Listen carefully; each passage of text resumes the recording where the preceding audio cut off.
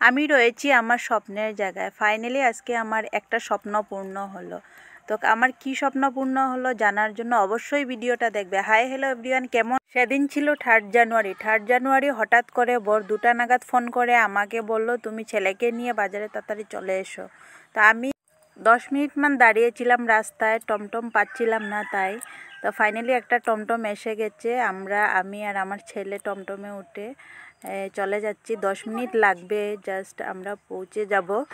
তো তোমরা দেখতে থাকো অবশ্য ভিডিওটা। কেমন লাগলো অবশ্যই বলবে। আমি পৌঁছে গেছি। তো আমার বর আর ছেলে মিলে, আর ওই যে আরেকটা আমাদের দাদা হয়, তো আমরা সব মিলে একটা ডিলারে চলে গেলাম। পৌঁছানোর পর আমার বর বলছিল, তোমার পছন্দ মতো একটা স্কুটি কিনে নাও।